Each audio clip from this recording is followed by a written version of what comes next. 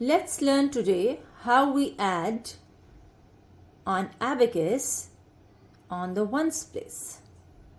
We know that the ones place is in the middle.